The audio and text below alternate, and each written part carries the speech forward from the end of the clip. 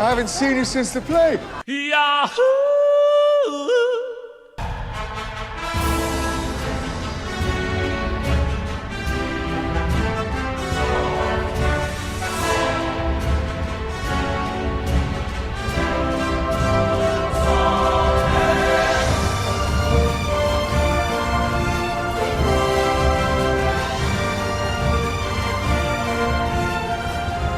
The hubris to make your debut film 5 hours and 17 minutes long. I mean, I sort of aspire to that sheer level of of hubris. Aspired to, though, Kev, not plan to start with. No. This has really good ratings, though, so it's good. I mean, good movie. I mean, like, you know, it's a quality picture of. I've now seen all 4, like, except for the last 6.5 minutes of Happy Hour, a movie that is 5 hours and 17 minutes long. I have now seen all 4 of his feature films. This one is Drive My Car, Wheel of Fortune and Fancy, Asako 1 and 2. Yeah, that's exactly right. And this is his 3rd best film. It is twice as long as any of his other movies. Drive My Car was that's like a 2.5 hour movie, but also Drive My Car is like the most compelling fucking movie. It's so like gripping and so strange and so just like forcefully compelling. Probably the best starting point in the filmography, and it was the one that was nominated for Best Picture. Take that for what you will, but not a lot of movies in the Japanese language are nominated for Best Picture, right? Sure. Wheel of Fortune and Fantasy is like, it's a skosh over 2, but it's 3 short stories, so it kind of burns in a different way. But he makes he makes long movies. That's just he makes long movies. They are slow, they are emotional, they are about the delicacy of human life and social strata. And they're worth digging into. I think Drive My Car is the best starting point. But if y'all have that Criterion channel, Wheel of Fortune and Fantasy hanging on, a streaming debut on the Criterion channel, worth a watch. Ooh. All right. I saw Drive My Car twice in theaters. Yeah, I'm not expecting you to watch it, and that's not a mark against you. It's just like, yeah, it's fine. It's not for everybody. Yeah. I think one already knows if a 5 hour and 17 minute Japanese drama about divorce is for them. I think one knows without having to sample it. Yeah, I think that could be for me. It's more a matter of when I sit down with the 2 hours I've got, am I going to start a movie that I will have to do this again for 2 more times? Yes. Or will I start a movie that I can finish and have enough time to, like, make a snack in between? Understandably so. Other things. And even I, who have 0 children, this took me a couple weeks. You know what I mean? I did not start this today. Sure. I think I started it on like the 12th. It is currently the 25th. You know what I mean? Like, this was. You mean, you got through it though. This was fits and starts. This was. I have almost gotten through it. It is leaving the Criterion channel on the 30th. So I was like, it's been sitting there for months now, and I'm like, when am I gonna do this? What am I gonna just gonna like? When am I gonna have time? Take a long weekend, and then they're like, it's leaving at the end of the month, and I was like, you got me there. Shit. Now it's time. Zing. Let's do it. I've been got. Think about all the things that I won't watch. But we don't have to keep talking about. I will offer you a choice. Okay. I am Morpheus. I have 2 pills. I am Green Goblin, Spider-Man 1. I'm dangling one topic off one side, and I'm dangling another topic off the other side, and it's reflected, much like The Matrix. It's both of those scenes have the, like, you're wearing 2 lenses and you can see one choice in each lens. I'm only just now, like, drawing that connection. Yep. But anyway, we can talk about 1999 to 2001 was a wild time. Yeah, it was. We figured out that trick, right? Which is like that trick had existed for decades, but we like forgot about it, and then suddenly we like remembered. Thank you, Lana and Lily. So we can talk about the Northman, or if you have seen it, we can talk about Barry season 3 episode 1. Oh, see, this is not a choice because I haven't watched watched Barry season 3 episode All 1 right, yet. so those little kids in the cable car, I'm dropping them. Sorry. Sorry, we are hanging on. Okay. We're hanging on to the Mary Jane that is the Northman. Is your Kirsten Dunst. Yeah. Okay. Okay. The Northman is my Kirsten Dunst. It is precious to me. It is my beloved. I would say that was telling if it made any sense. No, it doesn't. It doesn't all. make a lick of sense. No one interrogate that metaphor. There's nothing to learn here. Yeah, it makes about as much sense as the Darren Aronofsky movies she stars in. Exactly. Melancholia. Was Mother any good? I know that wasn't her. It was Jen Lawrence. That was Lawrence. That was Aronofsky too. That that felt like. I looked at that and I was like, nah. Valid. It's like the 5-hour Japanese movie. It's like you kind of know instinctively whether or not that might be for you. And I try to encourage people, step out of your comfort zone, try different art. But I was like, I get Darren Aronofsky's whole thing. I'm not into it. I'm not on board. What's an Aronofsky that I like? He almost did I like Pie. Yeah, Pie is interesting. Pie's all right. He almost did The Wolverine, which is such a weird alternate universe that we could have lived in. Oh my god. That alternate universe is violently weird. Yeah, that's a... Oh, I'm sorry. He didn't do Pie like I'm thinking. I'm thinking Life of Pi. No, he did the other I have not Pi. seen Pi. Yeah, I was like, wow, me. I mean, I don't mean to generalize, but I was like, Daddy Host has seen Pi? About a paranoid mathematician? I mean, but like, come on, I haven't seen Pi. Which is not, again, a mark of anything, but it was surprising. Requiem for a Dream, I guess, is still... Oh, I like The Wrestler. Oh, I like Black Swan. Actually, do I have to watch Mother now? That's so frustrating. Oh, no. Oh, I liked Noah. The movie was delicious trash, but I was like, do I have to watch Russell Crowe's? No, I've been watching a lot of Russell Crowe this year. Maybe I'll just keep on. It's not going to go away either. You get to see him as Zeus in July. Please, darling, please. I welcome it. It sounds beautiful. From A Gladiator to Zeus, a classic story.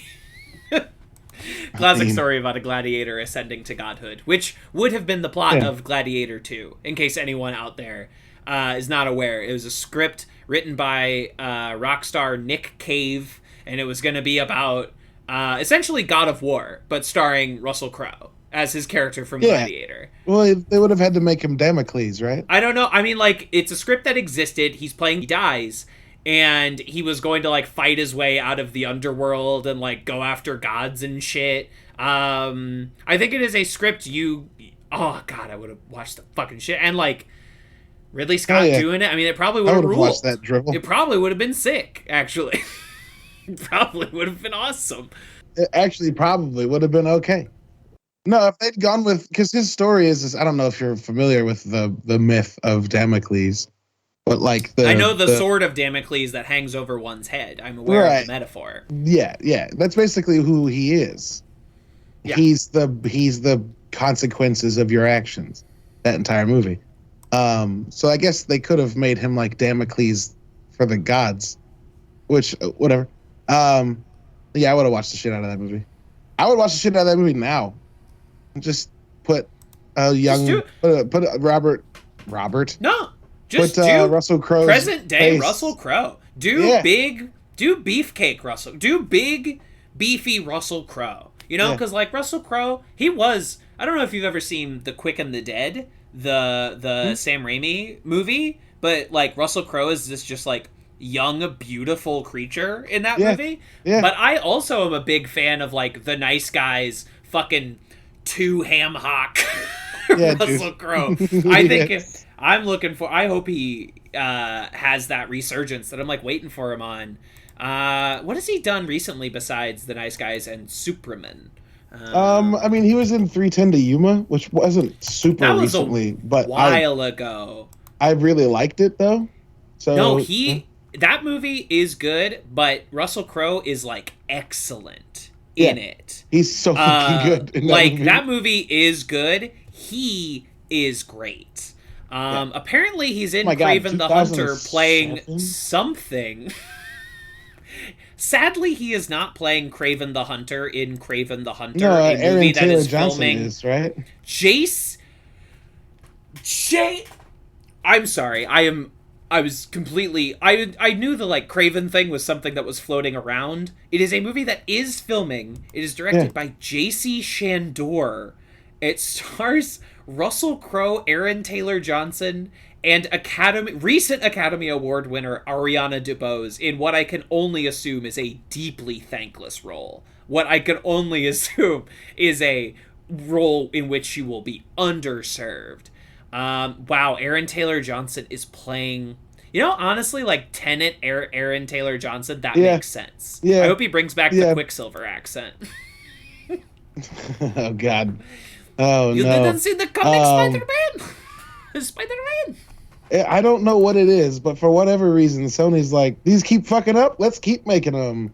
And you know what? I'm kind of completely on board for this Kraven the Hunter movie, though, dude. Like, J.C. Shandor, Russell Crowe. I don't know, man. Maybe Kraven I don't know who is J.C. it. Shandor is. He did... Oh, no. I might like this movie. Yes! He did A Most Violent Year with Oscar Isaac and Jessica Chastain. Margin Call, an excellent movie. All Is Lost. Triple Frontier. Oh, no. I'm sorry. The Kraven the Hunter movie might be good. It might. It has the potential. Is he writing it too? Is he writing it too? Yeah. I don't know about that, actually. Writers, it's just the character. Oh, no. Screenplay by Matt Holloway. Matt Holloway, known for... Show me the money. Iron Man. Okay. Men in Black, the one with Chris Hemsworth, the one with Thor and fucking Valkyrie. Uncharted. Transformers: The Last Night. Uncharted. Oh, this movie might be good. Punisher Warzone, the best Punisher media. This movie is going to be poorly written and beautifully shot, and I'm fucking down. This movie might be good. This movie might rule. Oh, God. Oh, no. This movie might rule. Oh, that's it. We're covering Kraven the Hunter. When it comes we have to. Kev, you have to make a trip back to St. Louis. Yes. To screen that movie with me. Yes. Yes. Oh, boy. There is a God, and he loves us right now. Wow. That's amazing. But the Northman. I'm sorry, about a different hunter, if you will. A revenge hunter. Seeking out the man that killed his father. And I want to keep this relatively spoiler-free because I do think it is a movie that people should go see. Yeah. Not enough people went to go see it. It's opening weekend. People should go fucking see this movie. Listen, it is fucking violent, and it is, like, grody, and it's bizarre because it's directed by the guy that did The Vivitch and The Lighthouse. The Vivitch. But it also rules so unbelievably hard. It also, like, whips so much ass. It's so good, dude. When was the last time you saw this much ass getting whipped? It had the same kick your teeth in moment for me that fucking Dune did. Because Dune starts with that Sardaukar chant, and I was like, oh no, this movie's going to work for me. This movie starts with a mountain erupting and some guy in a really deep voice, like, incanting Odin. And my buddy and I looked at each other and we were like, oh no. Robert Eggers knows me. He knows how to get right into my brain pan. Give it to me. If this is what Assassin's Creed Valhalla was, I would have platinumed Assassin's Creed Valhalla. I would still be fucking playing it. I would still be playing it. I would play it forever. Goddamn. I mean, the cast of this movie is incredible. This is the most I've liked Alexander Skarsgård. I think he's great in this movie. Yeah, Anya Taylor-Joy, great as always. Nicole Kidman, hell yes. Nicole Kidman in one of her most unsettling roles in a long time. Throughout the movie. Mm-hmm. You're just like, Because you're sitting there and you're like, like this is very small, limited part for Nicole Kidman. And then at one point, the other shoe drops and you're like, oh my God. Shit. Yes, exactly. It's good. Ethan Hawke. It's Arvindil, his father. Very good. Willem Dafoe. The fool. Who leads you on a vision quest. Of farting and burping and belching Vision Quest. Something this, and I can't testify to the historical accuracy of this movie, quote unquote. Like, but this is what the Vikings feel like to me. Yeah. There are these weird pagan beasts, you know, like they're just these like feral, violent monsters. Yeah, well, I love that you get, so without spoiling actual events, you get this like mud hut ceremony after they imbibe some hallucinogens, and it's great and feral but goofy. And then 20 minutes later, you get a fire pit at night after it's rained, so it's muddy and it's pitch black, save the fire itself and like what it's being, you know, lit by the fire. And this just like cohort of men wearing pelts just like growling and shouting and smacking things together, and the juxtaposition of those two, of the like feral but goofy and then feral but like stay the fuck away, is so good. It's so good, and the movie does that so much. Like you get pagan religious stuff that's weird and unsettling, and then like pagan lifestyles, and then you get like Amleth later interacting with the world in ways that like makes people think that it's the Christians because of their corpse god, and it's so great. It's so great. It's so good. So great. And you could look at the trailer of this movie and be like, okay, Hamlet, all right, I get it. You know, like Lion King, like, okay, I get it. No, dude, throw that fucking insinuation out of your brain. Well, also like literally, right? Like Hamlet was taken from this. Like the Legend of Amleth was written by Saxo Grammaticus, like 300 years before Shakespeare wrote. And also, I think The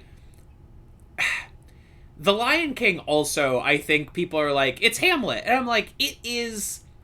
If you describe the vague essence of the concept of it, it is Hamlet. Sure. It is very different from Hamlet in almost like in pacing, in the order in which events occur. Sure. Principally, in Hamlet, the dad is dead before the play starts. You know, right. Which is very different than The Lion King, where the dad dies halfway through. I won't tell you when the dad dies in this one, but it's not before the play starts. And anyway, sorry, that's my little bugbear that I just can't ditch, is that people call anytime an uncle kills a dad, people are like, Hamlet. And I'm like, I get a little bit, I guess. Yeah. I mean, uncles can kill dads and it's not ripping off Hamlet. You know, uncles can kill dads if they want to. Yeah, it's all right. It's a thing that happens sometimes. We do see Bjork for the first time on screen since 2005. And also that scene is fucking incredible. Oh man. She's spinning twine, and the sound, the first of all, like everything else we've said about the movie is great. The sound design is fucking incredible. It's unbelievable.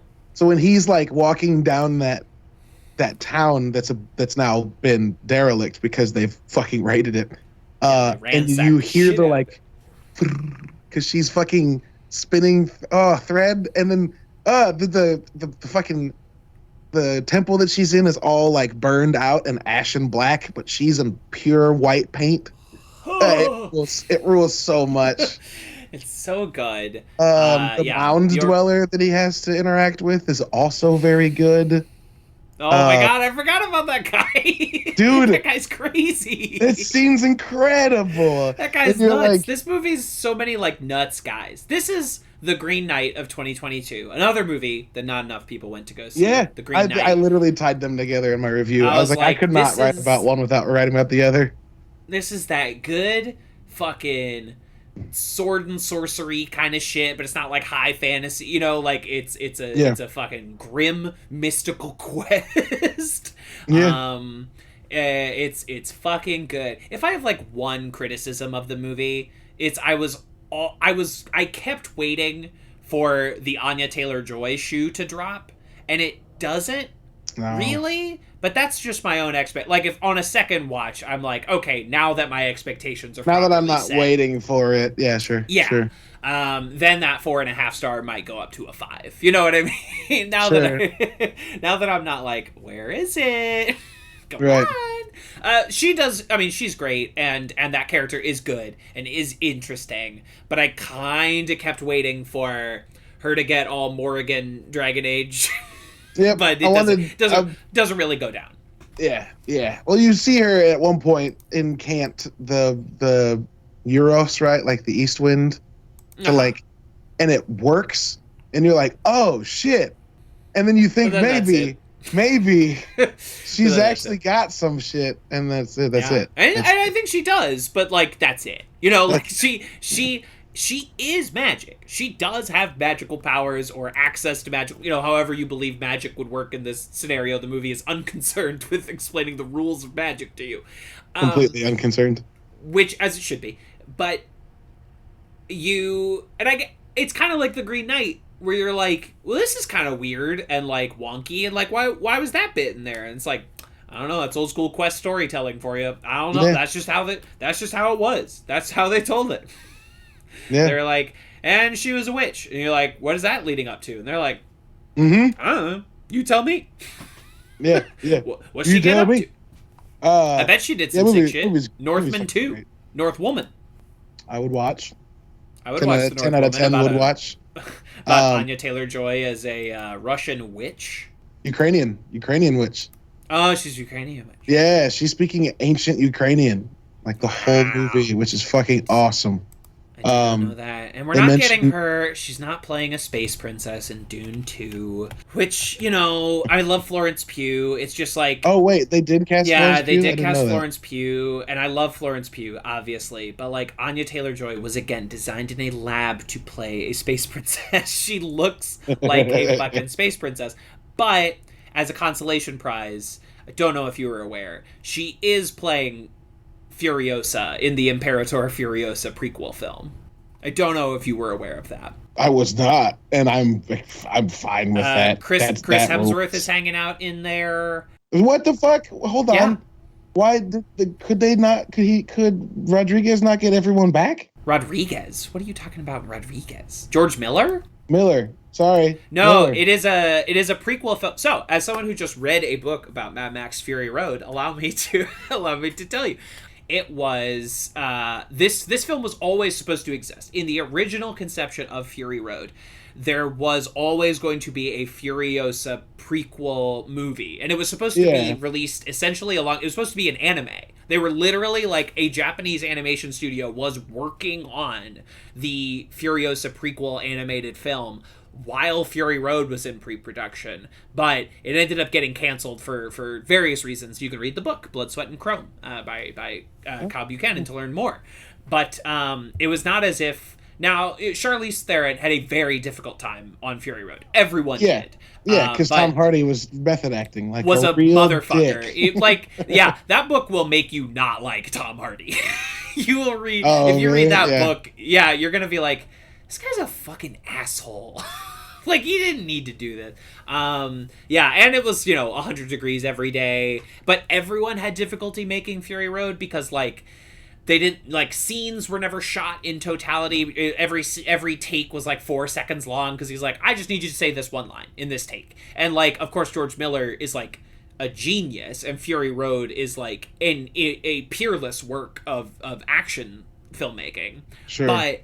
from an acting standpoint, if you're just like, if this dude is like, no, trust me, no, it's gonna be great, you might be like, okay, dude, we've been out here for 6 months. Can you let me in on your like little plan? What if you shut the fuck up? Yeah, what if you shut the fuck up and just like let me act? I'm Charlize Theron. Are you aware? But yeah, so Furiosa, Chris Hemsworth is replacing Yahya Abdul-Mateen, who was the original person playing that part. I believe. Okay. Yahya might have had to drop out because of Aquaman 2 running long production timeline-wise, or maybe something else. But he is not in the film. But Chris Hemsworth is taking it over. And you know what? Yeah, if you're going to get a poor man's Yahya Abdul-Mateen, Chris Hemsworth is not a bad way to go. No, not bad, I guess. Would love to see Chris Hemsworth be good in movies that are not Thor. You know what I mean? Yeah, 100%. 100%. We also know that Anya Taylor-Joy is going to she'll be a part of whatever the next Eggers thing is. And right now it's looking like that next Eggers thing is his obsession with Nosferatu coming to fruition. I heard that was canceled. I don't know. He's been trying to make it for like a decade. So fun fact, if you listen to the Mark Maron podcast, any of our listeners, or Kevin, that he had Eggers on recently to talk about life, right? But obviously as a PR, part of the PR push for Northman. And one of the first things he did that made him go, oh shit, I want to do this, is when he was in high school, he wrote and directed a stage play of Nosferatu. And then like, as he graduated, a guy who owned a theater saw it and like bought it essentially to play it at his theater. And that was when he was like, I think I'm going to do this. And so like, since The Witch, like his first big quotation mark movie, his first recognizable, right? He's been like trying to figure it out. And then after The Lighthouse, he got closer. And then Skarsgård came to him and was like, I want to make a Viking movie. And he was like, all right, bet. And stopped that and went to go do The Northman. So now the rumor is that like Willem Dafoe and Anya Taylor-Joy are going to do Nosferatu with him, which would be great. Which would be cool. I remember there was a whole slew of like vampire movies getting canceled recently. I know like Karen Kusama's vampire movie got canceled recently, and I think there was like literally another one. There was like two that were like last week, just like outright canceled. And I'm trying to see if this was one of them. From what I'm seeing, I'm not seeing any like deadline official cancellation. Yeah. But it seems to be in various states of flux currently, right? Like still as if they are still trying to figure it out. Yeah, very much. So that would be, I mean, of course that would be sick as hell. That would be rad. And I'm now on board with this dude. I'm definitely going to watch his other two movies this year, which I've never seen. I've not seen The Vivitch or The Lighthouse, but they are now priorities. If I don't knock them out before October, that's the perfect time. But yeah, I'm all in on this dude. Hell yeah. Here we go, baby. Yeah, The Northman fucking rules. Oh, God. I think my favorite part is a huge spoiler, so I can't really talk about it. Hold on. Kevin, edit point. What's your favorite part? I'll cut this out. That noseless dude looks so much like one particular orc in Lord of the Rings Return of the King. I looked him up, dog. I looked him up because I was like, I've seen this guy before. Nope, haven't. No, in Return of the King, there is one orc with two skulls stacked on top of his head. He looks exactly like that dude. My brain kept thinking of that dude. No, I legitimately thought his character name is something the Snub Nose or something like that, or Half Nose. I saw him and was like, I've seen this guy.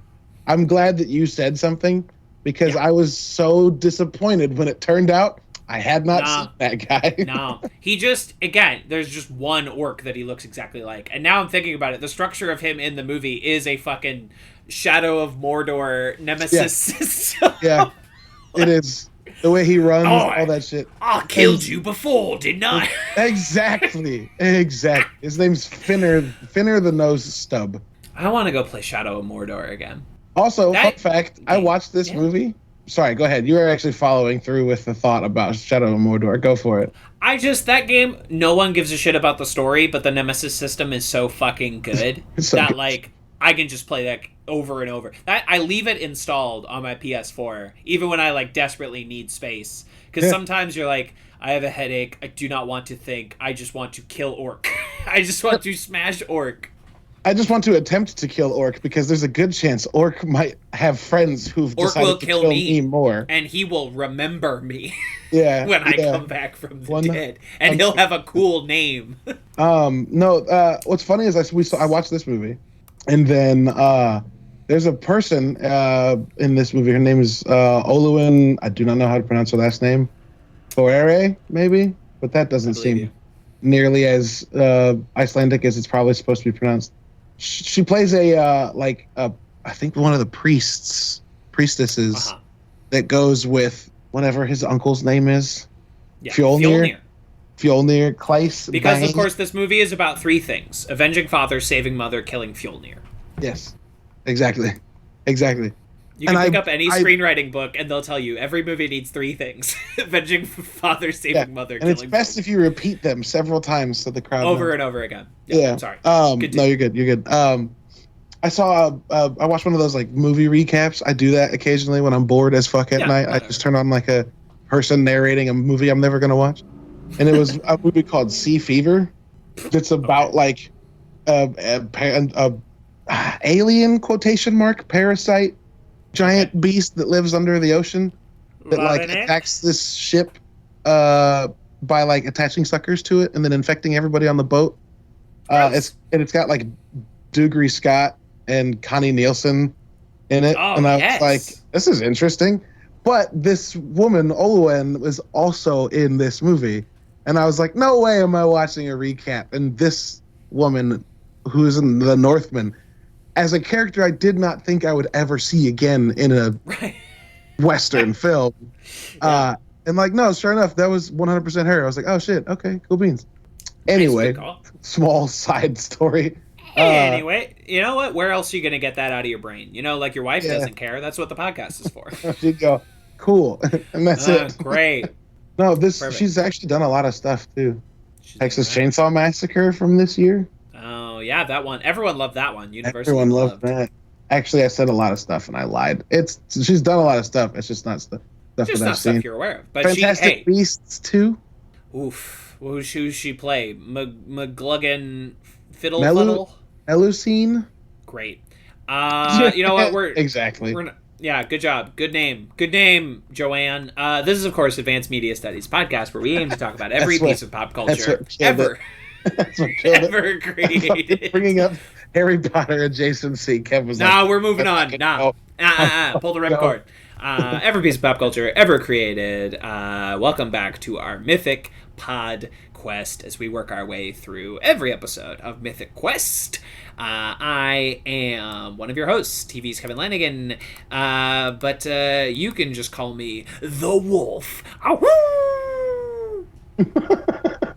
I am the daddy host, the host with the mostest, the kids.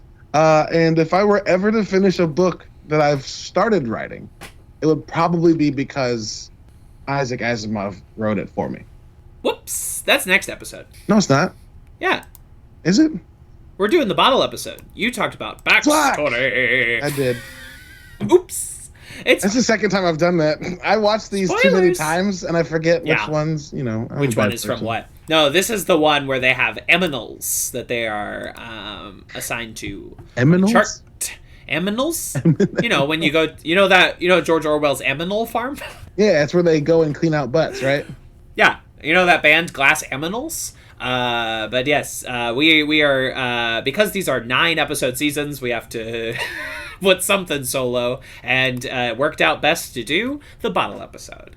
As we segue on in. What's funny is last week when we talked about doing this episode, I also forgot this episode was a bottle episode, and it was next. And then I've in a week's time forgot again. In my defense, my entire fucking household had the flu from Tuesday of last week until yesterday. So that was fucking great. Yeah. Yeah, and me being a Sawyer, that's what all I can chalk it up to. Happened to get everything a little less than everybody else, so I'm then the de facto like one who can do things.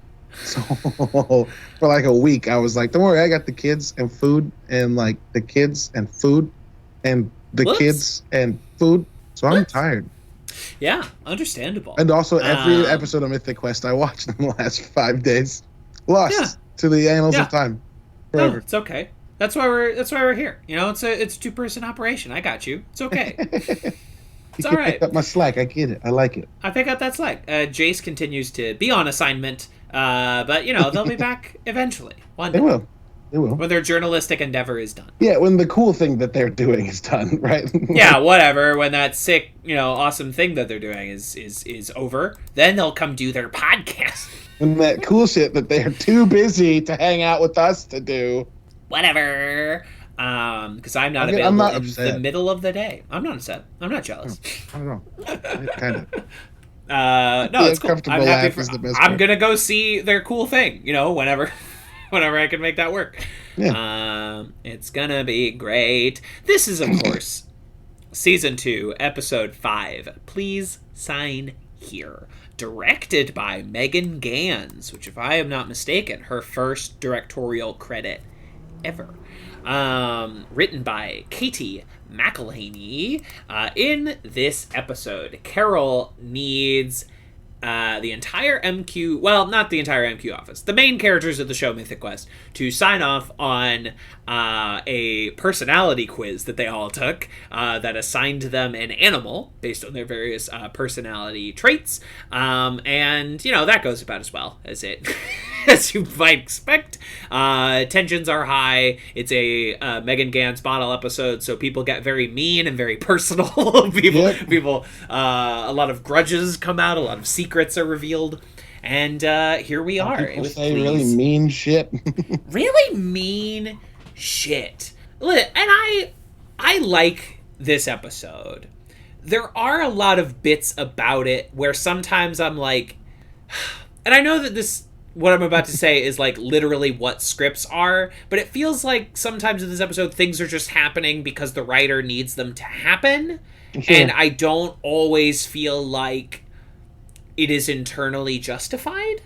Does that make No, yeah, this is sense? The thing that we've brought up a couple of times in this, I mean, obviously on this podcast, but I think a couple of times in this specific show, is that there's a few times where they go for something and you're like, okay, that I don't know if that works, but but you're gonna correct it here in a second, so we'll get past it. And sometimes, I enjoy, the performances, or I'm like, this is ultimately like good for the character, but sometimes it is also like, God, Ian gets really specifically knifingly personal at the end, and I don't know if the episode has built up to that moment quite properly. Well, it's tough. And sorry, I still have a cough. And the show knows that like Ian is being a tremendous dick. It's not as if that is not aware, but it does just kind of feel 100%. Like it comes out of like,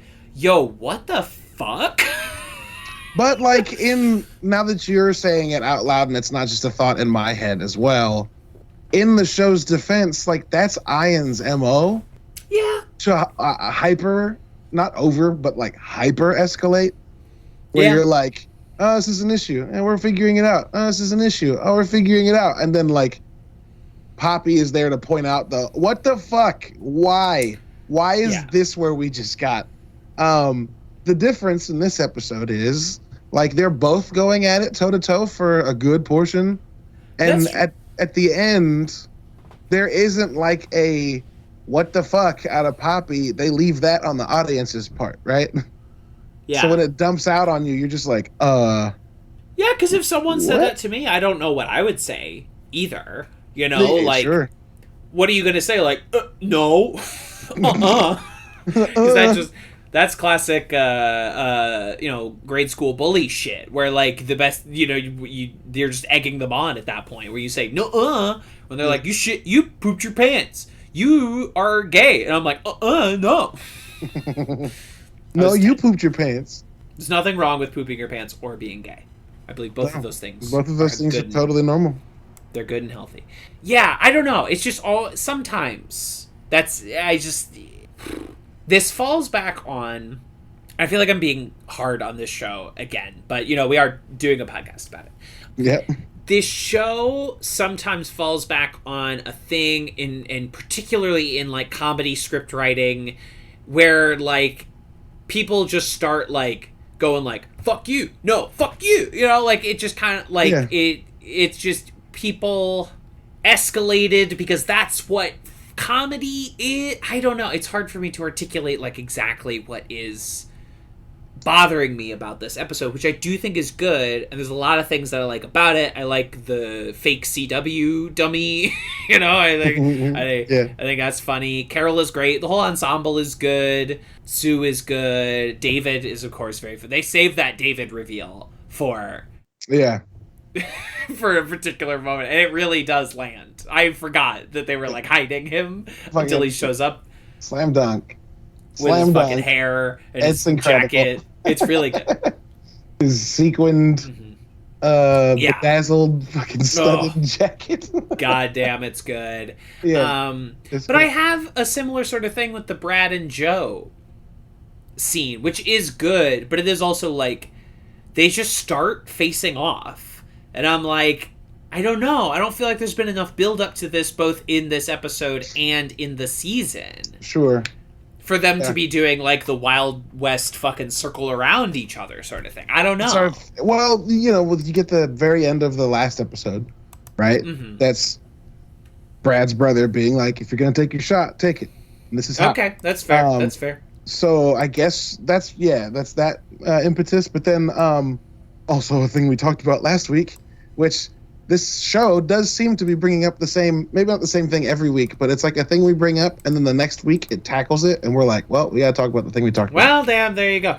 Yeah, the thing that's persistent, I think, though, throughout this is the fact that, like, the complaints that you're bringing up that I think I agree with almost completely is that, or sorry, is not that, but it is explained by the fact that this show only has 4 more episodes left this season, and they don't have the time to like build these arguments, and so they're just kind of giving them to us, and we're both kind of going, yeah, no, okay, sure. Yeah, I guess it could really be attributed to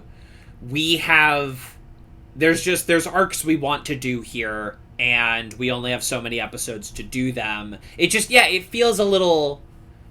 It kind of reminds me of when we used to talk about like the MCU shows on here, where it was like, it kind of feels like you just have the wrong amount of story for the amount of time you have to tell it, right? There's too much screen and not enough scene. It's just like, wow. I just came up with that as I said That's it. very good. But you liked it, so I'll use it again someday. No, but that's it though. Like I just want a little bit more explanation, which is something that I frequently do not say.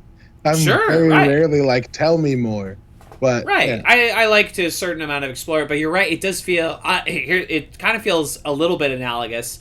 Now you're not going to be able to follow me down this road, but when season 4 of Lost was cut off by the writers' strike, and they lost like they had to like cram it in, to try and figure out what to do, and they lost like 4 episodes. Like they were just like, we can't do 4 whole episodes, and suddenly like the last few episodes of the season they have to go like and then, like I'm just picturing them like running all over the office. We need to move this plot point over here, and then we gotta like it kind of feels like that, just throwing things together in a fury. Yeah, you're right. But we were talking a little bit last week about like, oh, this Ian and Poppy feud thing, it seems like they're really building up to that, and this is the next step in that.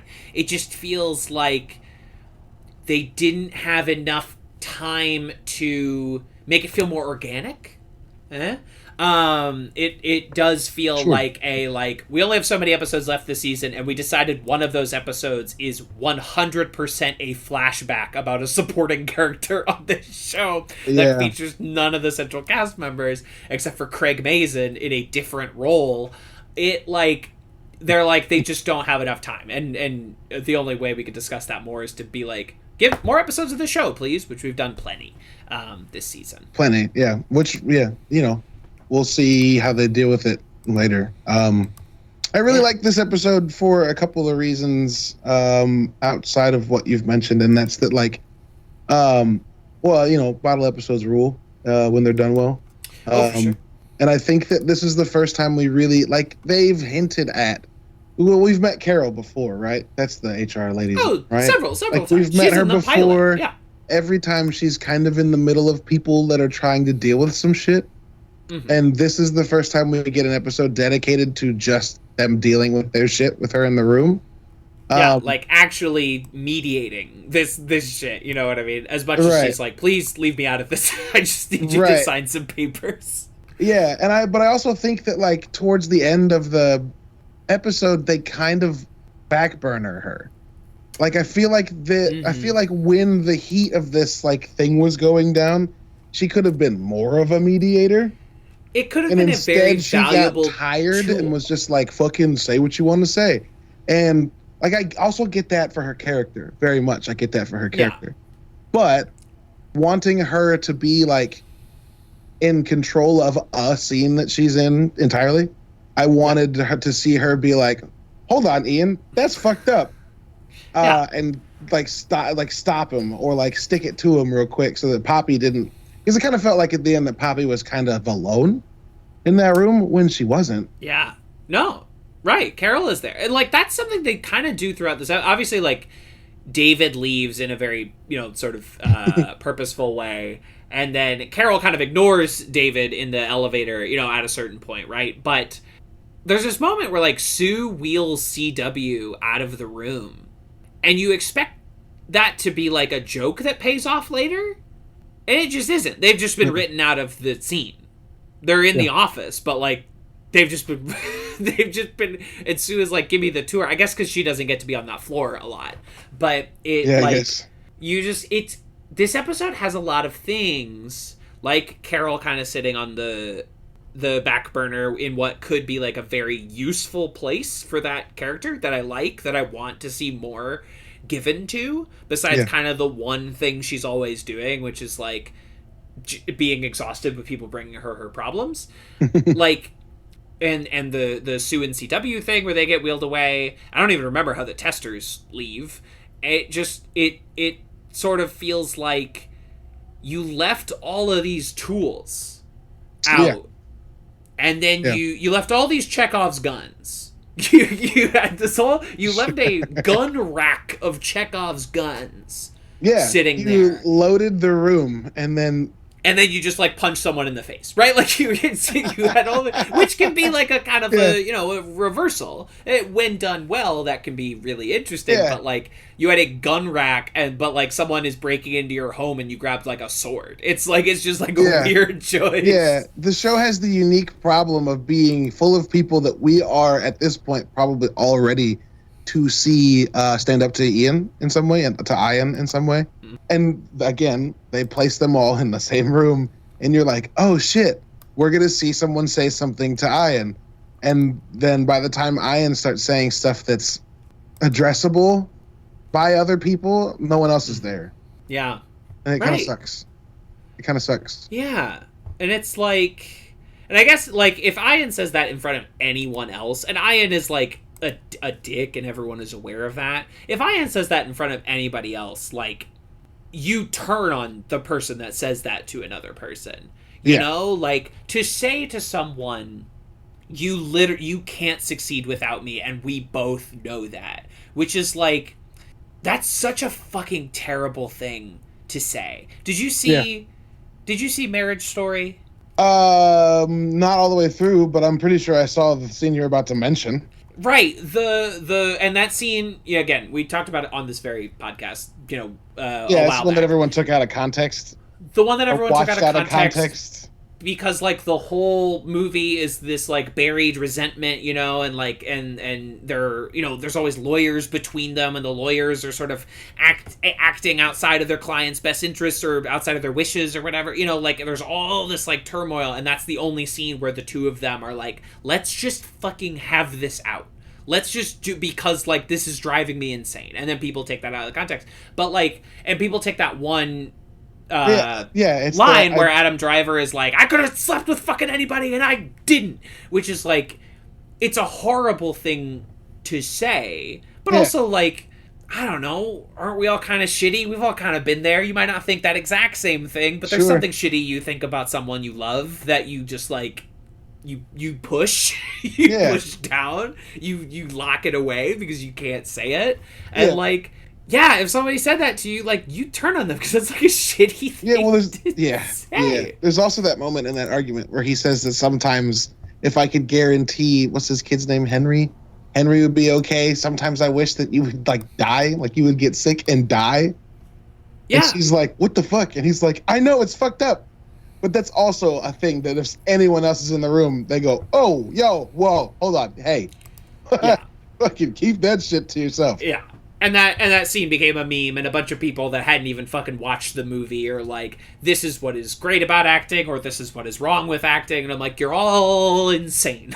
This is such an insane way to live.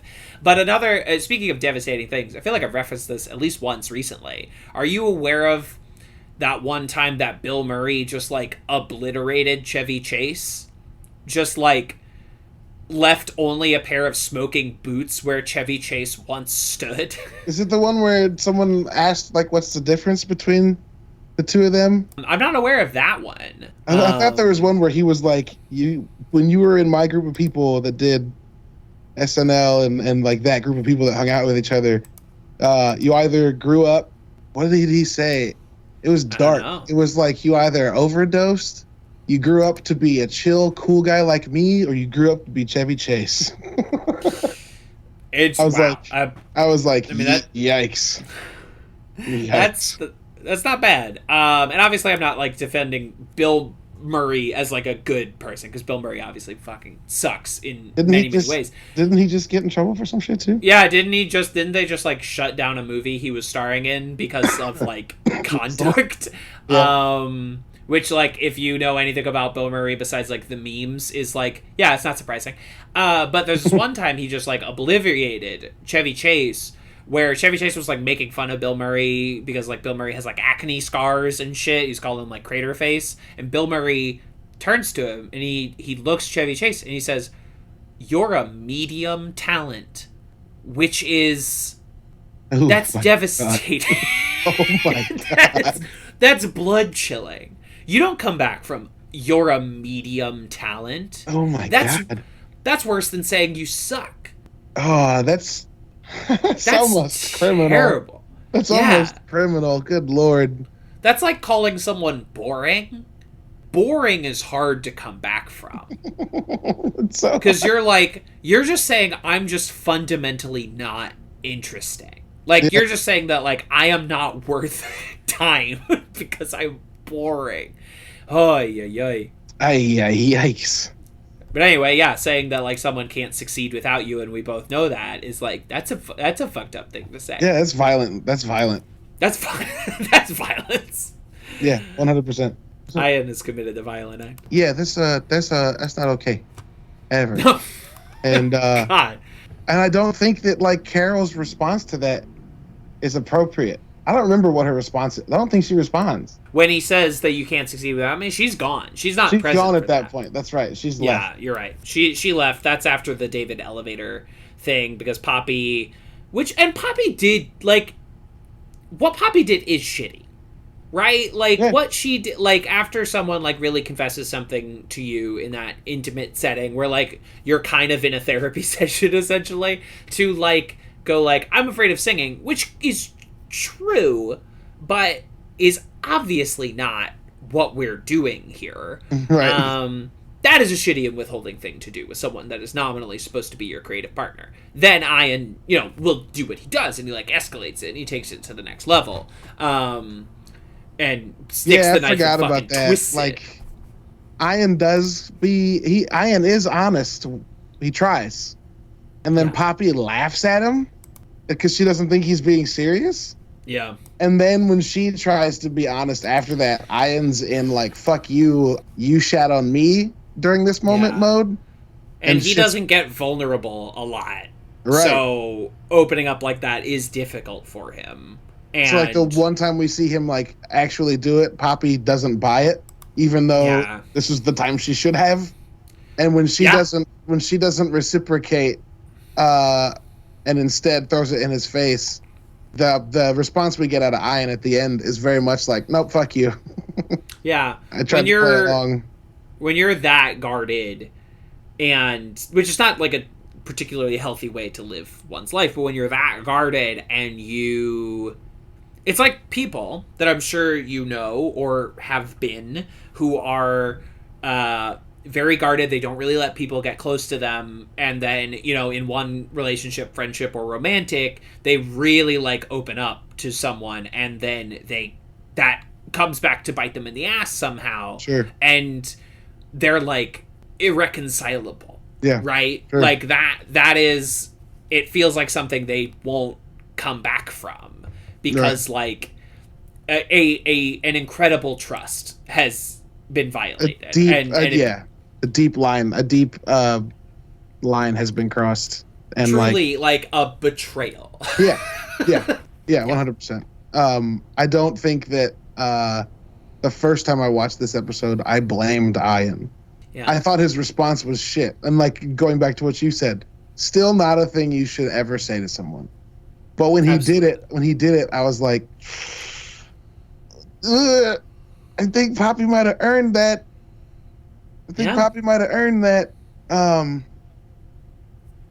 It's so, man, again, this show has us talking about the same things, which I guess if it was their plan, success. This show's really good at making you think like Ian's shitty and problematic, and everyone else has to deal with him. And then being like, but also maybe so are some of the people around him. Yeah.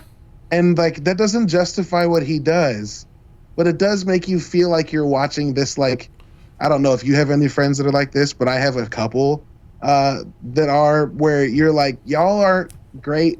What's the best way to describe it? It's not that you aren't good for each other, but you're perfect. If that makes sense. What am I trying to say? Fuck me. I believe in you. It's when you see two people that like just butt heads constantly, but also like could not be anywhere else. Sure. You know what I mean? Like you're bad for each other, but you're also made for each other. Sure, I made a whole web series about that. Exactly. Sure, it's a dynamic I find fascinating, and certainly I've never been in anything like that before. Never. How what dare are you? Why suggest would you that? Why would you slander me in this way? How dare you? How dare you, sir? And I challenge you to a duel. But that, yeah, it's just, it's almost like, you know, 'cause sometimes people will like slag on like a comedy that like gets really serious, you know, and it's like it became this like big trend for a long time, and now like Mythic Quest is almost comical in how like uncomedic it will be. Do you know what I mean? Sure.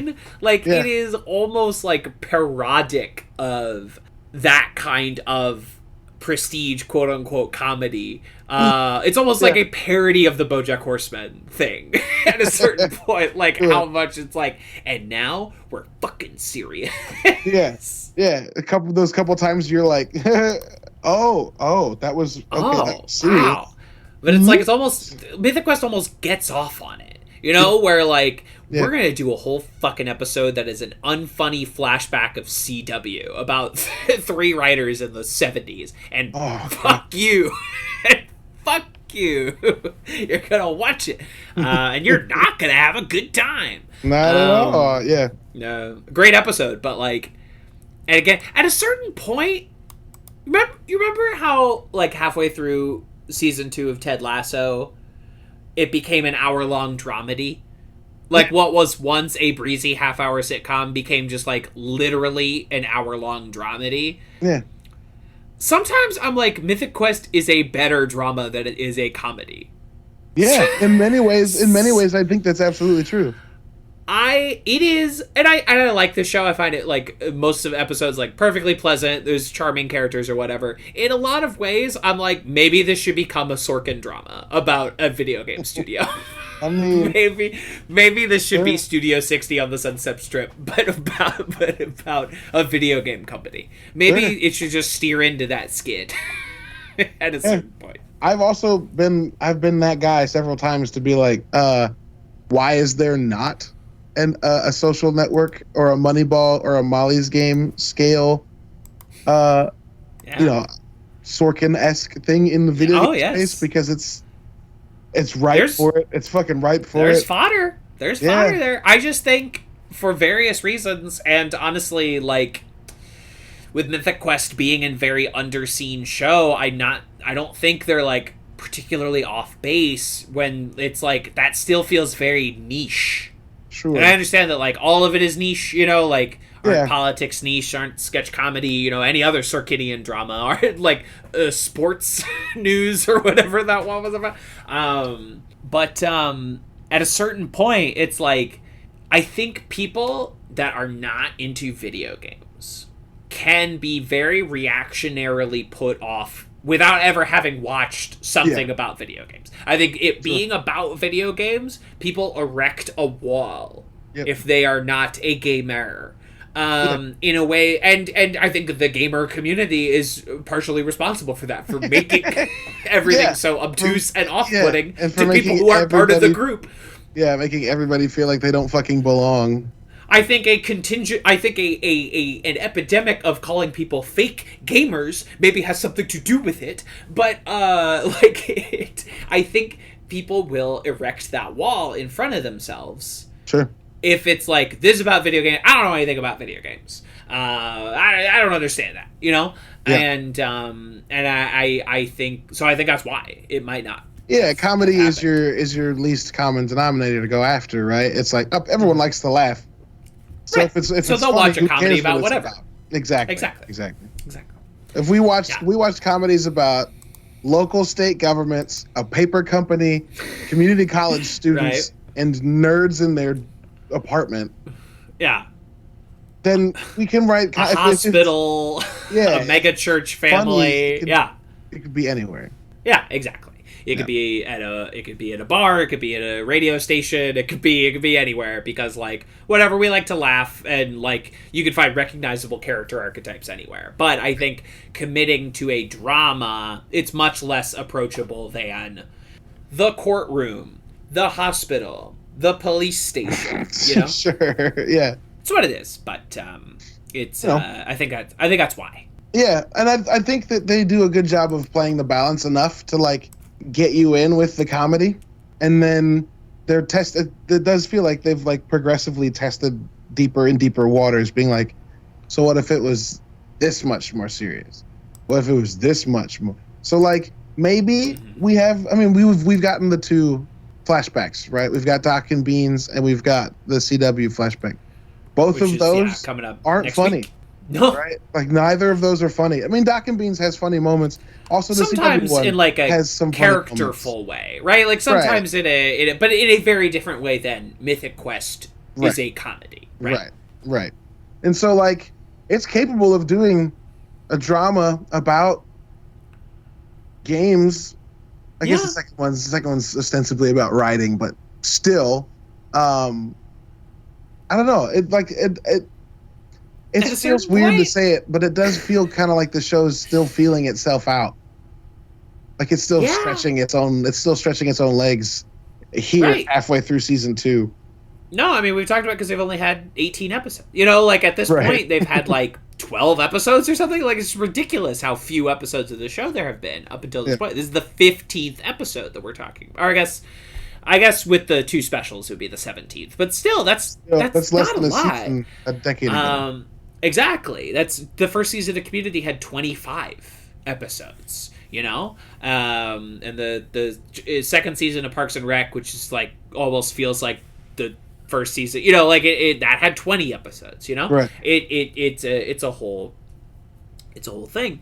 But I mean, I don't know. I know they're all sitcom writers and everyone's signed up for a comedy. But I think it's more effective as a drama. Yeah. Honestly. Like, sure. and everyone here has the chops, I think. You know, like, obviously, like, Danny Pudi does, and F. Murray Abraham. fucking Salieri certainly has the chops. He's not coming back for season 3. Did you see that? What? Yeah, hang on, I'm double checking. What? F. Murray Abraham Mythic. Yeah, he's not coming back for season 3. What? Do they say why? 6 days ago, Lionsgate confirms Oscar winner's unexpected departure before season 3, but declines to discuss it further. Um, 82 Whoa. 82. That might be a reason. That might have something to do with it. He's 82. I believe it. My God, doesn't look it. Sure. I would believe 70s, but 80. All right, man, looking good. It looks great. But yeah, he told Vanity Fair wow. last year that his role in Mythic Quest was a special gift. I've done a whole lot of work, and there are certain things I look for. One of them is community. To find that kind of connection to humanity is so hard because it's so segmented. So he loved it. But Well, that's good. That's nice. yeah, Huh.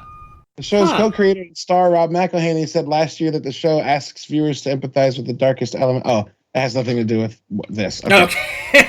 It's just I just saw him saying, "Aren't we all recognizing that life is messy and that people can be both a good person and a bad person on the same day?" And I was like, is that about?" No, that's just about the show. Okay, never mind. Oh, okay. I was like, is that a conduct allegation? I don't know. Well, you know that we've talked about the fact that like this season in particular was really tricky for them to film with him because of his age and like wanting to keep him safe and offset during COVID. So I bet that there's just you reach an age where, one thing happens that you have to deal with for an entire year and you go, maybe I'm done. Yeah, 82, you're not young, and I'm sure there was a lot of difficulty filming around him in the second half of the season, and sitcoms are long fucking hours. There's so many, like, Chevy Chase Community stories, that are similar. Is like, God, that's a long hours to ask of someone that is getting up there in years. That is no spring chicken. Yeah. Now we'll have to pay attention to how he like truly ends in this season. Though I think as a character send off, the next 2 episodes we're about to watch, that's not a bad way to do it. Also, Kev, we talked last week about maybe Rachel figuring her way into becoming a writer. Wow, I didn't think about that. She was with CW for this trip. Now CW's not coming back. Hello. And maybe he's not coming back for season 3, but he comes back for a special in between. Okay. Sure, that could be. That could details why a proper send off. Right. Yeah, I don't know. Who knows? I know that they announced. I know that they announced that they were filming or something, and they used Anthony Hopkins again, which makes me feel like they're gonna do another Starlight or whatever it's called. Everlight, please. Everlight. Respect. Sorry, excuse me. No, it's okay. Obviously, it's fine. But could go any direction. I see the door open, and obviously you could introduce a new character, or you could do something with the character that you already have, and could be okay. Hey, is what it is. And again, next 2 episodes, pretty decent send off for this character. Yeah. And I guess if I need F. Murray Abraham, I'll just watch Grand Budapest Hotel for the 47th time. Yeah. Also, watch that again. Oh, I forgot he's on there. Haven't seen a fucking lick of it. His face isn't on there, but he's in there. Boo! I mean, I like his voice too. Yeah. Show me that punum. Show it to me. I also wonder if it had anything to do with working next to William Hurt in the last season. And big Hurt passing. Yeah, maybe. Things that put people's priorities into perspective. Life in perspective, right? Yeah, sure, and like, sure. what was William Hurt? Was he like in his 70s? 71. 71. F. Murray Abraham's 10 years older than him. Yeah, you're 10 years older than that. That'll make you go like, perhaps time to sip lemonade. Yeah, maybe I should go hang out with my grandkids more or something. I don't know. Yeah, maybe that'll reframe your life perspective. Sure. But I feel like Vanity Fair's statement sucks, by the way. It's F. Murray Abraham will not be returning to season 3 of Mythic Quest. Beyond that, we do not comment on matters concerning personnel. What? Like Vanity Fair said that? Oh, sorry, the spokesperson for Lionsgate. The Vanity Fair wrote the article. But now I'm starting to smell something. Are you smelling what I'm smelling? We do not comment on matters concerning personnel. Yeah, I don't know. That Lionsgate has said before. Okay. I mean, it's Is it? definitely PR speak. I don't know. I don't track. It's not. Listen. I'm not here to throw anything at anybody, but something stinks in fucking Denmark. You know what I mean? I don't know. There's fucking. I smell some fish wafting through this window. So I will say nothing further. But I bet someone in the audience is going like, yes, this also sounds fishy to me. Yeah, so this is from 2018. Okay, I'm getting conspiratorial now. Yeah, no, you've got me into my like investigative journal fucking brain. That's right. We're fucking cracking some shit up. In 2018, Lionsgate had a sexual misconduct accusation where they say we don't comment on personnel. A former vice president said that she suffered years of abuse by a former general counsel. The spokesperson for Lionsgate told The Wrap, in 2018, we never comment on specific personnel actions, but we take sexual harassment allegations very seriously. I guess this would be different for them to comment on because it was known that it was sexual harassment. And if this is not known yet, 2017, also exec exited after harassment. The company does not discuss personnel matters. Although 2019, Lionsgate lays off 20 more workers, slimming down, and it says they do not comment on personnel matters. So maybe, I don't know. Maybe Lionsgate just doesn't talk. Maybe Lionsgate doesn't talk. Maybe loose lips sink ships. I mean, I will now steer the conspiratorial boat in another direction. Sure. Maybe Lionsgate's hard up. Maybe Lionsgate is like, hey, not a lot of people watching the show Mythic Quest. You know, we gotta make some cuts. All right, we need to make this show a little cheaper. Cheaper to produce. Yeah. And you know, I bet F. Murray Abraham's probably pulling down a pretty decent paycheck. It would be really wicked weird to be like, you've been renewed for 2 more seasons, but don't spend more money. Oh, I mean, my dog, that happens all the time. Yeah, no, you're right. That is TV, baby. Yeah. Love to watch that happen in real time on my favorite television shows like Community and Crazy Ex-Girlfriend, where you watch season 1 and you're like, wow, they're like outside. And then you get to like season 4 and you're like, they have not left a soundstage all season. Sure. They'd be just redressing the same old sets over and over again. And over, huh? Yep. They just let anybody in here. Yep. They just let anybody in here. And so I don't know. So that hey, if any listeners out there, you got that dirt? You got that dirty dish? You got them deets? We're journalists now. This is Spotlight. We're Spotlight from Spotlight. And we're here to fucking muckrake. That's it. Yeah. His Girl Friday, Hudsucker Proxy. It's journalism. The Post. We're here. We're doing it. That's the way the cookie crumbles. Bruce Almighty. We're flinging a newspaper at the screen. What does it say? You tell me. Yeah. Email our tip line. Email our tip line. Our tip line. ElonMusk'sTwitter.com.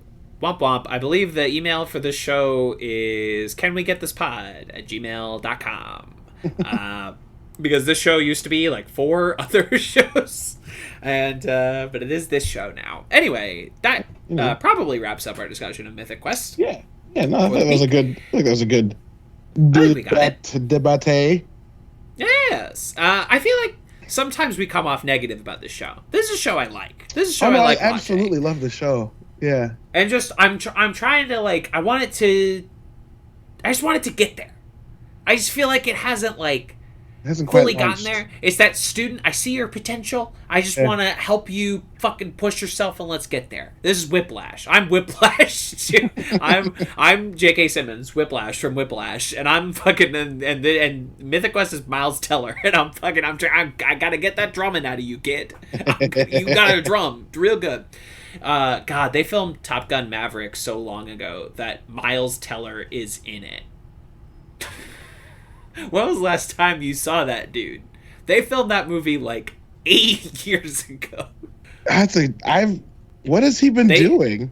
Exactly. I feel like I feel like it's really he's like a pain in the ass. I don't know if he's like a creep. I know he's like a pain in the ass, and I think the pain in the ass to what you get out of it ratio is not good enough for Miles Teller to keep working steadily. He did take a big fucking break. Yeah, he has not Only been the around for a Brave, minute. and then he did a mini series in 2019.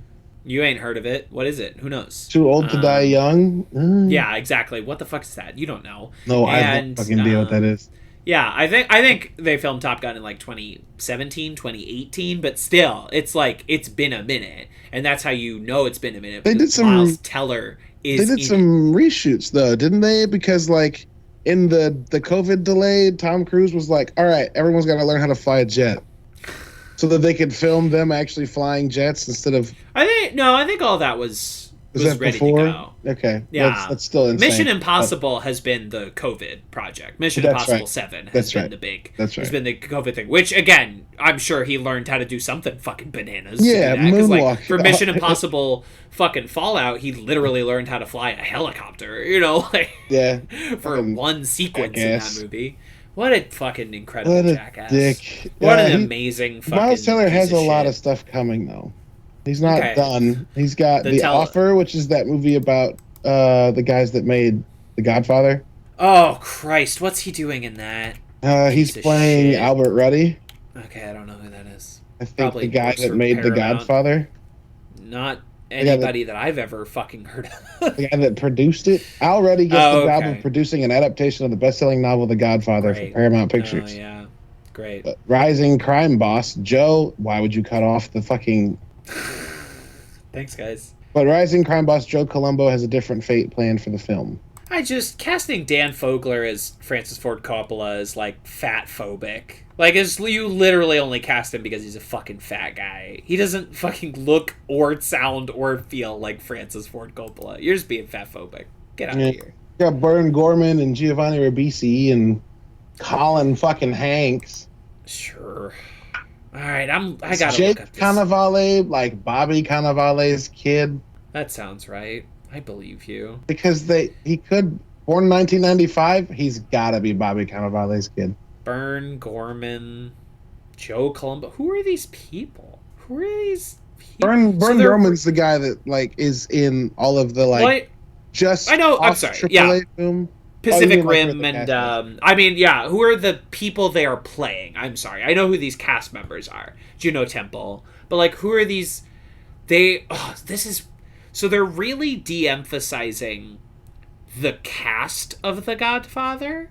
They're really de-emphasizing like James Caan is not a listed character here. Al Pacino is not a listed character here. Marlon Brando is. But, like, you can get a guy to do a Brando impression. Lou Ferrigno playing the guy that played Luca Brasi. That's not bad casting, honestly. But it's, like, it's weird that you don't see, like, the cast of The Godfather listed here anywhere. Hate to disparage work I haven't even glimpsed, but, like, this is gonna suck. Yeah, Albert Ruddy produced The Godfather. He was a producer. Gotcha. Yeah. I guess these are all people that were These are all involved behind the in scenes the guys. creation or the fact of getting the movie turned into, or getting Yeah. the book turned into. Yeah, I didn't know it was a book first. That's- Mario Puzo wrote the book, and it was it's like a huge sort of like an airport novel. It's like this big thing, but Coppola sees what's good in that book. He essentially gets it as like an assignment because Francis Ford Coppola wasn't fucking anybody when he was about to make The Godfather. It was like Right. a for-hire gig. He got the job because he was Italian, and he was like, but he saw enough of what it could be to like really refine this like good, but like an airport novel sort of book into like an elegant fucking drama that's like the most affecting piece of cinema ever produced, right? And Sure. like it's interesting as Caesar, like from Greece. This guy's playing Caesar from Greece, from ancient Greece. Whatever. I don't have to watch this. I don't gotta watch this. No, you don't have to. He's also I'm canceling doing my Paramount Plus. I'm not watching this. Spiderhead. He's doing Spiderhead, that new Chris Hemsworth heist movie coming out. Don't know what that is, but cool. In the near future, convicts are offered the chance to volunteer as medical subjects to shorten their sentence. One such subject for a new drug capable of generating feelings of love begins questioning the reality of his emotions. Oh, God. Yeah, whatever, man. It's Joseph Kosinski. Oh, I'll watch that movie because it's Joseph Kosinski, and he did Tron Legacy and Top Gun Oblivion. Maverick. Oh shit! And is he doing Top Gun? He directed Top Gun Maverick. I guess Tom liked working with him on Oblivion. Yeah, I guess. I guess he liked Oblivion.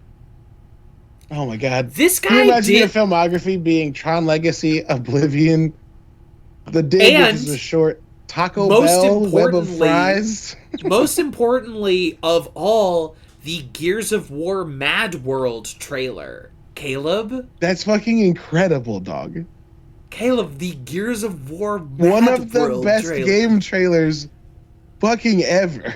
Listener, stop what you're doing and go watch the Gears of War Mad World trailer. And remember, it was like 2006, and this melted everyone's minds. This trailer absolutely fucking rules. The new Top Gun is directed by the Gears of War Mad World.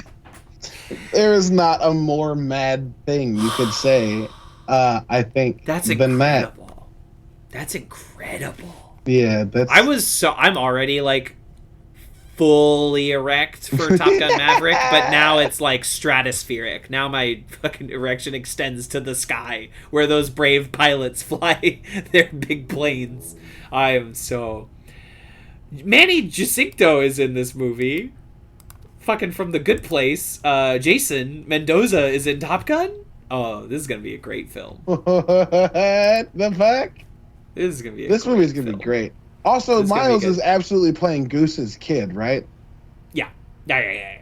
Okay. Yeah. So it's gonna be John Hamm, Jennifer Connelly, Ed Harris, Ed Harris. Let's go. Let's do it. Let's fucking. I just watched the original Top Gun for the first time. It's fine. It's fine. This is gonna be incredible. This is gonna be something. This is gonna be fucking something. This is gonna blow. Oh, I'm going to IMAX to fucking watch Top Gun Maverick. Oh, no other way to watch it, dude. No other way, dog. No other way. Holy shit. Shitting me. Can you imagine watching this on midnight IMAX screen? Oh, baby. Oh man. Yeah, it's gonna be great. It's gonna be great. Rock on. Any plugs? No, not really. I mean, I do the video game podcast. Check that out. Yeah. Bounty Board is an interview show largely now, or a solo show I do, talking about games specifically. Then the Nerdy Bits show. Bounty Board. Yeah, Bounty Board. Hell yeah. And then the Nerdy Bits show, we talk about all sorts of stuff. Mostly games, but also we're talking about the Halo show a lot right now because it's on. And I'm enjoying it, but listen to the last episode. Not everybody is. I listened to that one Waypoint Radio where they talked about it, and I was like, yeah. It's no, it's fine. It's fine. I'm so torn. I'm so torn. It's weird because like a part of me is like, it's the first time we've gotten something on this scale, so I'm grateful it exists. And I'm hearing people be like, "But couldn't it have been good?" And I'm like, well, some things have to walk so other things can run. Now, the fact that the game's 20 years old and that this hasn't been done more is not helping that anything at this point should be walking. No. But, it's what it is. I look forward to hearing Waypoint talk about it again. Mm-hmm. But if you're happy, don't let anybody... No, I'm not going to let anybody yuck my yum. Don't let anybody fucking tear you down. Also, I'll be more happy when Waypoint actually owns up to Rob saying he's going to play through all of them for his Waypoint 101. Come on, Zachney. Quit teasing me and fucking do it. I will listen to every episode twice. They're like Waypoint 101ing about like Gettysburg. And I was like, this is called stalling. This is called stalling. They had one where they watched through Michael Mann movies, which like great movies. Which that rules. But also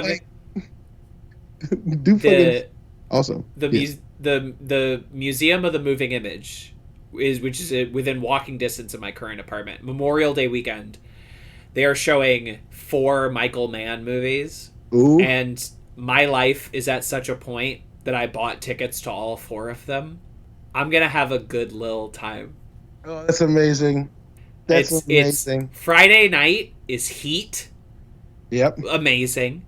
Then Saturday afternoon, Collateral. Very, very good. Great movie. Then Sunday night, double feature, The Insider and Miami Vice. Oof. I'm gonna... Oof. The chill masculine vibes that are gonna wash over You're gonna me be a changed... on Memorial Day weekend. Yeah. You're gonna be a what am I... human. Yeah, it's like, am I going to have a date? No. Am I going to have a party? No. Like, I know that in advance. No, it's you Michael are going Mann to have a weekend, party. It's baby. going to be a personal party. It's personal party. A Party's personal the pan party. one. Personal pan party. Yes. And it's called Walking to the Museum of the Moving Image 3 straight days in a row, and it's going to be glorious. It's going to be holy. It's going to be your candle nights. I'm going to feel fucking renewed, dog. I have never seen Miami Vice. That'll be my first Miami Vice, as it was meant to be seen, I think. Yeah, probably. Yeah. That's probably how it was meant. The only thing that could make it better... Have you ever seen Thief? Michael Mann's Thief, starring James Caan? No. Also good? Oh, Caleb. It's so good. You would love it. I feel that deeply. You feel that deep in your... Yeah, I feel that. The strong finger point that came with that. Yeah. I need to sell that. Thief. 1981. James Caan is a fucking heist master. Sick. It's one of the best fucking looking movie. It's on Prime and Tubi. It's on Prime? Watch Thief. Yeah, it's on Prime. Watch Thief now. I gotta go. At this moment. Okay, anyway. I'll do my shit. By the time you're listening to this, if you're listening to this when it drops, the day after this will be the second episode of Crazy Ex Pod Friends, where we're going through Crazy Ex Girlfriend. That's over on its own podcast feed. Go ahead and check that out. That'll be my plug for right now. And you, the listener, when you go watch some Michael Mann movies. I'll fucking tell that to you. They're pretty much all fucking great. Choose one. Heat, great Black movie. Hat's not great. Black Hat, the director's cut is supposed to be like amazing, but it's not available anywhere. So I am calling, this is my plug. I need all you fucking Snyder Cut idiots out there. I need all you buffoons to use these powers to just, the director's cut, unlike the Snyder Cut, the director's cut of Black Hat already exists. And it has played one time on FX. Like, literally, like, one live viewing of Black Hat. I need you fucking animals to use your powers of annoying people to just get it available. Make it where I could buy the fucking director's cut of Black Hat.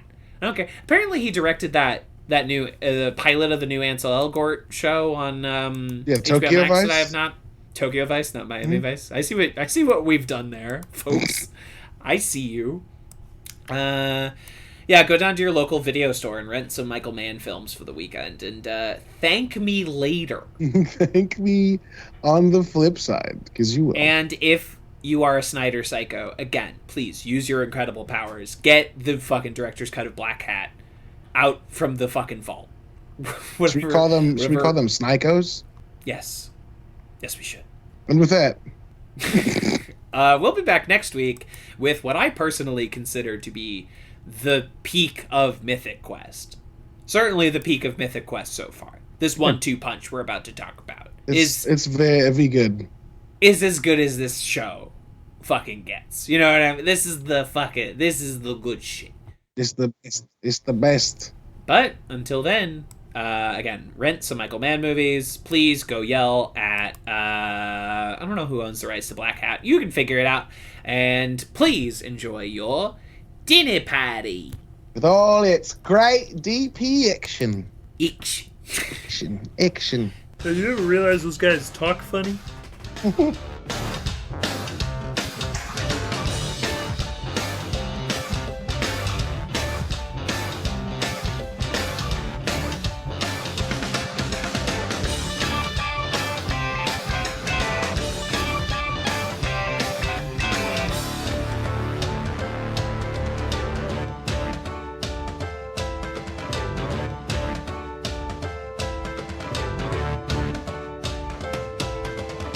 This has been a Talkback Podcast. That was quite a show. Very entertaining. Please tell your friends about this show. Boopy doopy doop boop sex. Larry, I'm on DuckTales. Dinner party.